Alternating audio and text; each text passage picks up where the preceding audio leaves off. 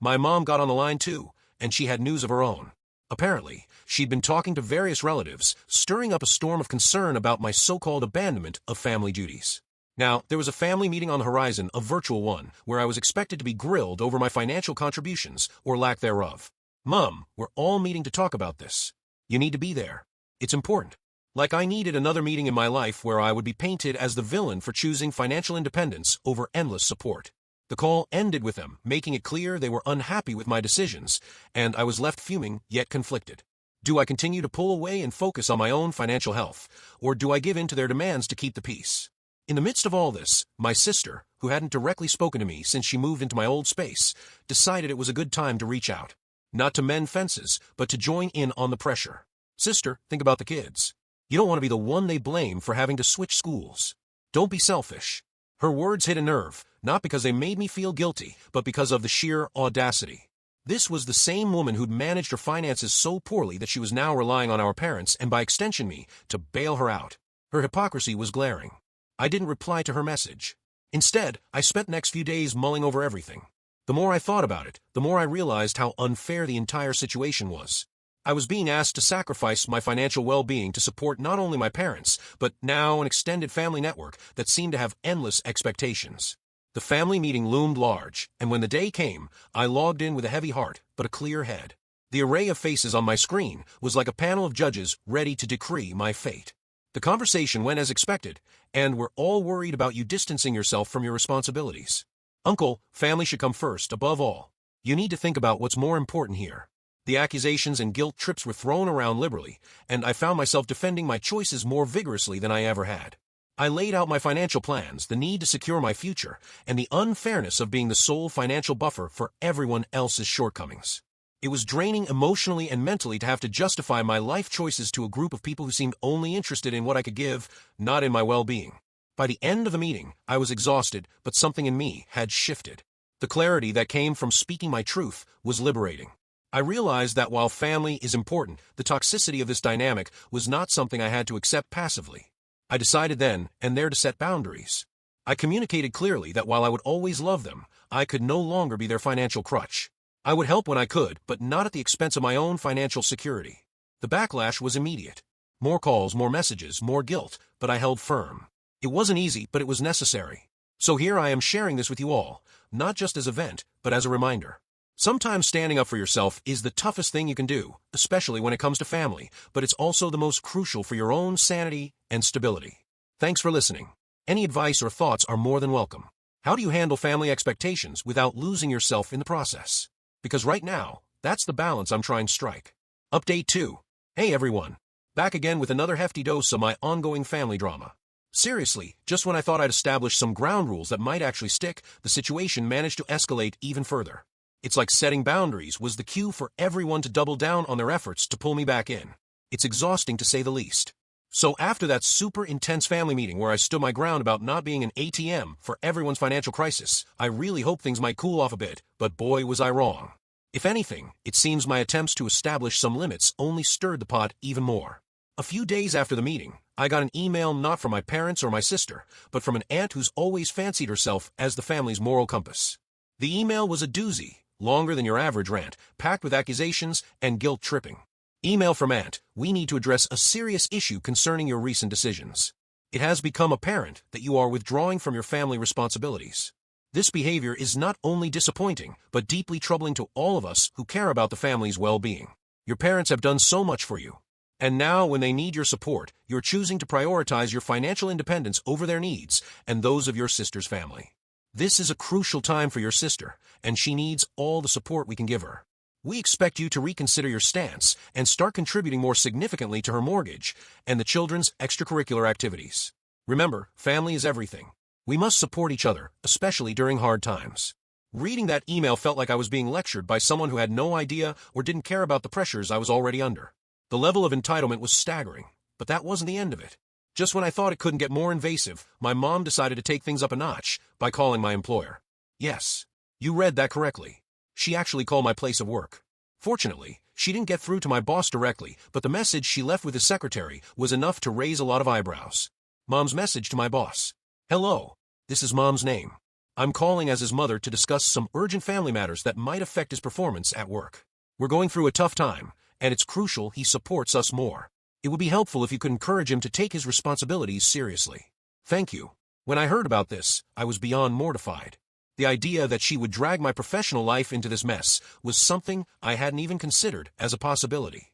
Driven by frustration and more than a little anger, I called her to confront her about the inappropriate call. Mom, why would you call my work? That's completely inappropriate and out of line. Mom, I'm just trying to do what's best for our family. You're not listening, and maybe you'll listen to them. My work has nothing to do with our family issues. You need to respect my professional boundaries. Mom, we're your family. We come first, and you need to prioritize us over everything else. The call ended with no resolution, just more tension and frustration. It seemed like every attempt I made to establish some reasonable boundaries was met with more extreme tactics from their side. And as if that wasn't enough, my sister has now begun a campaign of her own. She's been sending me texts and emails, not directly asking for money, but sharing links to expensive items for her kids. Like it's some sort of hint. Sister's text, "Hey, check this out. Would be great for the kids' summer camp. They'd love it. Link to a pricey summer camp. Saw this and thought of niece's name. She's been wanting this for ages. Link to a high-end gadget. It's like a constant drip feed of guilt and manipulation trying to wear me down." In the midst of this, another relative decided to throw their hat in the ring. My cousin, whom I haven't spoken to in months, called me up trying to play mediator, or so it seemed at first. "Cousin, hey. I know things are tough right now, but you know how your mom and dad are. Maybe you could just help a little more, just until your sister finds her feet." It was yet another plea masked as a friendly suggestion. Yet another attempt to make me bend after I'd already stated my limits. The pressure is mounting, and it's getting harder to see a way out that doesn't end in either caving to their demands or severing ties more dramatically. So here I am, stuck between a rock and a hard place. My family keeps pushing, and I keep backing up until I feel like I'm about to fall off a cliff. It's a delicate balance trying to maintain my financial independence and sanity while being bombarded by their ever-increasing demands. Thanks for listening to my vent. Any advice on how to handle this new level of intrusion would be greatly appreciated. How do you deal with family that refuses to accept boundaries? Because I'm all out of ideas here. Update 3. After my last update, I had a sliver of hope that maybe, just maybe, I had managed to communicate my stance clearly enough that my family would take a step back and respect my boundaries. Unfortunately, that hope was short-lived, and the reality has been anything but accommodating. Let's start with the latest development. My parents have taken their expectations to a whole new level. It's no longer just about emotional appeals or subtle guilt trips. Now it's full-on demands and a laundry list of financial expectations that they seem to pull out of thin air. Recently, I received an email from my mom that felt more like a corporate invoice than a message from a family member. She meticulously outlined a monthly amount they expect me to contribute, which goes way beyond the basics of groceries or occasional help. Email from Mom. After much consideration, we've come to the conclusion that a contribution of $2,000 a month from you is reasonable to cover your share of the family expenses. This includes your sister's mortgage, the kids' schooling, medical bills for your father's recent health issues, and urgent renovations like the roof repair before winter. Additionally, we have calculated back payments we believe you owe for the times you were under-contributing. The level of entitlement in that email was staggering. Not only am I expected to shoulder these arbitrary costs, but there's also a casual mention of back payments they've concocted based on their own assessment of what I owe them. And as if the financial demands weren't enough, my dad has started a sort of smear campaign among the wider family. He's been calling up relatives, painting me as the family black sheep who has shed his familial duties.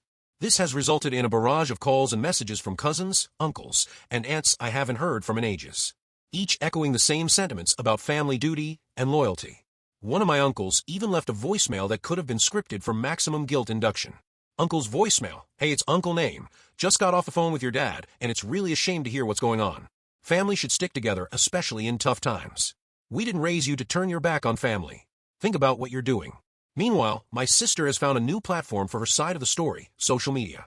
She's been posting about her financial struggles in a way that's designed to tug at the heartstrings of anyone who doesn't know the full story. Each post is a thinly veiled jab at me, portraying her as the martyr struggling to keep her head above water while I supposedly live it up away from family responsibilities. Sister social media post: "In tough times, you find out who your real family is." Struggling to keep everything afloat here. And it's tough when not everyone remembers their roots. Some people forget who was there for them when times were hard. Adding to this, there was a recent family gathering that I wisely chose to skip. According to a cousin who stayed more neutral, my absence and decision to set financial boundaries were the main topics of conversation. It seems my actions have stirred up quite the controversy, transforming me into the family pariah in absentia. Cousin's insight, you wouldn't believe the talks at dinner. You're basically the main character in a drama none of us signed up for. I tried to say you were just setting some boundaries, but it's like I was speaking a different language. They're convinced you're just being selfish. With each passing day the mounts, becoming more relentless. It feels like every attempt I make to pull back is met with an even stronger push to drag me back in. The more I try to establish my independence, the more they seem determined to erode it, wrapping up their financial demands in the guise of family obligation and loyalty. It's a tug of war where the stakes are my financial stability and mental peace. Every conversation feels like a battlefield. Every phone call strategy session on their part to wear me down and guilt me into compliance. So here I'm wondering how much is too much. At what point does one draw the line definitively and say enough is enough? How do you sever ties that are bound by blood but strained by unrelenting demands and manipulation? This update is more than just a vent. It's a call for advice, for shared experiences, for any wisdom on how to navigate this minefield of familial obligation and personal sanity. How do you handle a family that not only refuses to accept boundaries, but actively seeks to cross them at every turn? Thanks for sticking with me through this ongoing saga. Your insights and support mean the world to me as I try to find my footing in this rocky familial landscape. How do you maintain your independence when your family sees it as a betrayal? That's the million-dollar question I'm grappling with right now. Update 4. Hello again, everyone. Here I am back with another update that feels more like the latest installment in an ongoing drama series where the storylines just get thicker and the family antics more intense. Each time, I think maybe this chapter will close, a new, even more demanding one begins. Strap in, this one's a doozy. Since the last time I shared, the situation hasn't just escalated. It's transformed into an almost daily struggle with a barrage of tactics that seem pulled straight from a playbook designed to break my resolve. Let's start with the latest strategy, unannounced visits. My parents have now taken to showing up at my doorstep without warning. The first time it happened, I was genuinely taken aback. There I was, thinking maybe they'd come to their senses and we could have a calm discussion, perhaps mend some fences, but no, they had other plans. They came armed not just with physical folders of bills and documents, but with a prepared list of demands and accusations, all designed to guilt me into opening my wallet and abandoning my hard-earned boundaries. Dad's words, look at all these expenses.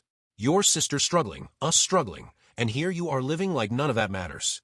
We raised you better than this. It's time for you to stop thinking only about yourself and start contributing like you owe it to this family. The audacity of that confrontation left me more than just a little shaken. It was a wake-up call to how far they were willing to go. I managed to stay calm, but firmly told them they needed to leave if all they wanted to talk about was money. But that wasn't the end of it. My parents, not ones to give up easily, began a new campaign, this time involving my friends and acquaintances.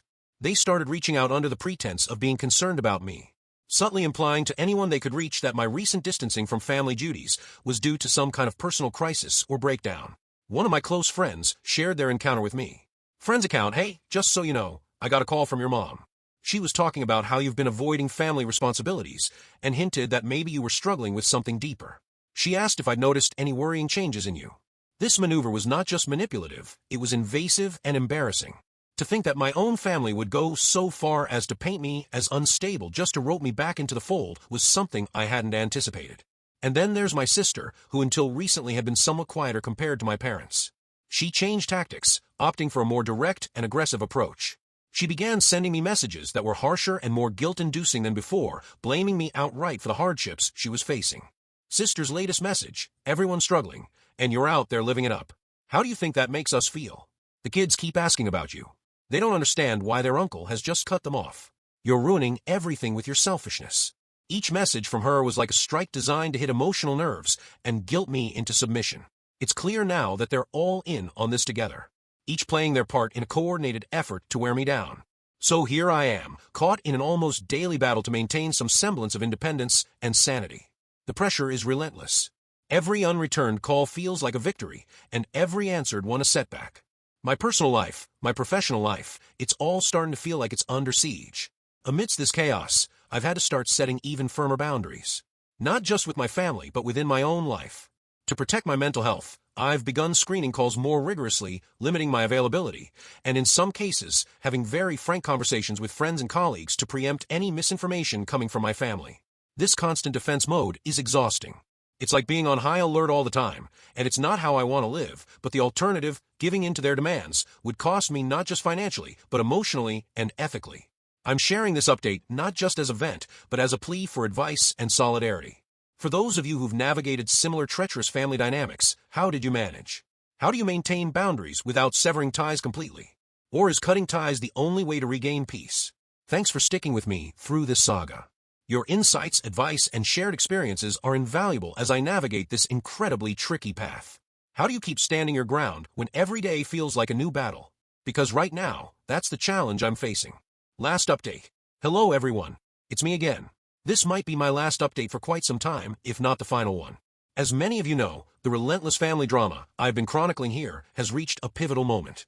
A moment where tough decisions had to be made for the sake of my sanity and well-being.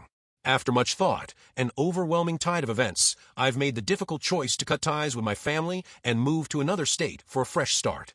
Here's how things unfolded and what it's been like navigating this massive change. Since my last post, the pressure from my family didn't just continue. It intensified beyond anything I had previously experienced. It became clear that no amount of discussion, boundary setting, or pleas for understanding would change their behavior. Their demands grew increasingly outrageous, and their tactics more desperate. First, the financial demands turned into outright accusations of neglect and abandonment. My parents, once content with passive-aggressive requests for money, began a concerted effort to paint me as the villain in a narrative they broadcasted not just to close family, but to anyone within our community who would listen. Parents' words, "We just don't understand why he's acting this way. After everything we've done for him, he's now turning his back on us when we need him the most." It's heartbreaking to see him change like this, to refuse to help his own family.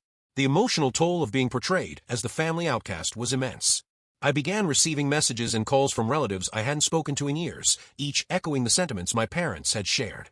The weight of their words was intended to bring me back into line, to make me cave under the pressure, and return to my old role as the family provider. And then there was my sister, who took to social media and family gatherings to share tales of how I had abandoned them. How I had let down my nieces and nephews who couldn't understand why their uncle would suddenly disappear from their lives. Sister's narrative. Can you believe it? He just left us all struggling here while he lives up out of state. The kids keep asking for him, and I don't know what to tell them anymore. Her words, whether shared in person or posted online, added another layer of complexity, making it not just a private family issue, but a public spectacle. Amidst the storm, my parents began showing up at my workplace, pleading with my colleagues, and causing scenes that not only embarrassed me, but also jeopardized my professional reputation.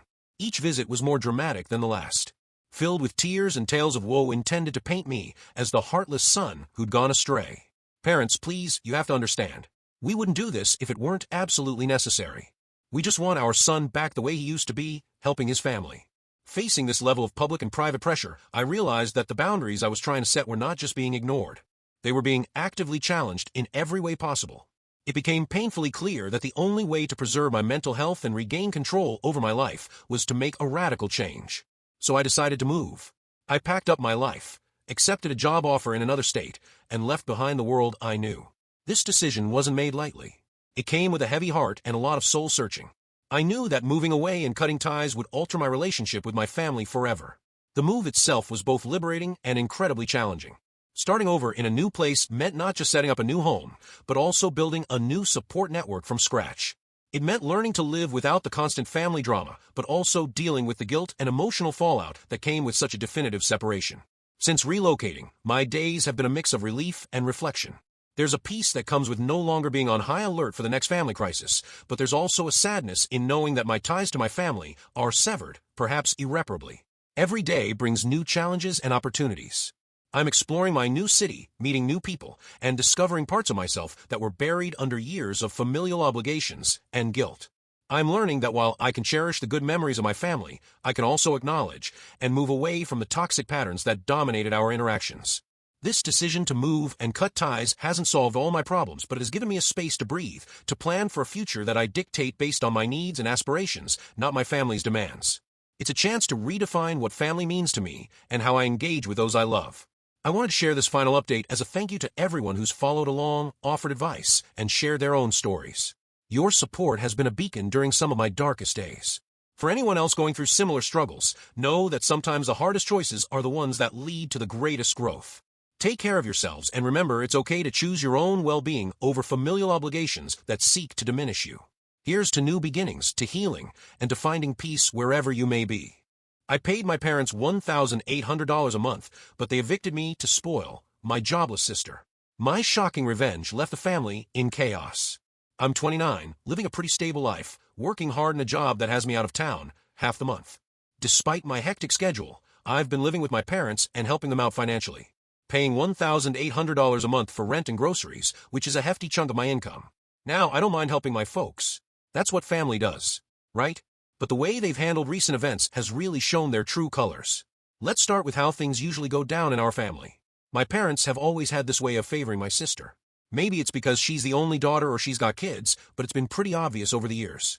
There have been countless instances where I felt sidelined, but I shrug it off because family. A while back, when I first landed my job and started making decent money, my parents hinted that they needed help with their mortgage. I stepped up without a second thought, agreeing to pay rent. It wasn't a formal thing, more like a verbal agreement where I thought I was doing my part. Little did I know this set the precedent for them, expecting me to financially support them indefinitely. Fast forward to a few years later, my sister, who's always been a bit reckless with her finances, got married and had kids. Despite her own needs, she rarely contributed to our parents' household, even less so after her kids were born. She had a good job, but her money was hers, you know? Here's where it gets juicy. My sister loses her job. Tough break, right? Naturally, she turns to my parents for help. And without batting an eye, they decide she should move back into the family home. Only problem: the space she needs for her family is currently my space, the basement suite. Sweet.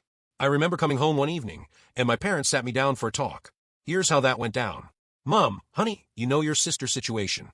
She's got the kids and things are tight since she lost her job. Dad, we think it's best if she moves back here for a while just until she's back on her feet. Me, okay. I mean, that makes sense. Family helps family. But where is she going to stay? Mom, well, we were thinking the basement suite would be perfect for them. It's got the space, and it's separate from the main house, so they can have some privacy. Me, and where am I supposed to go? Dad, we've set up the hobby room for you.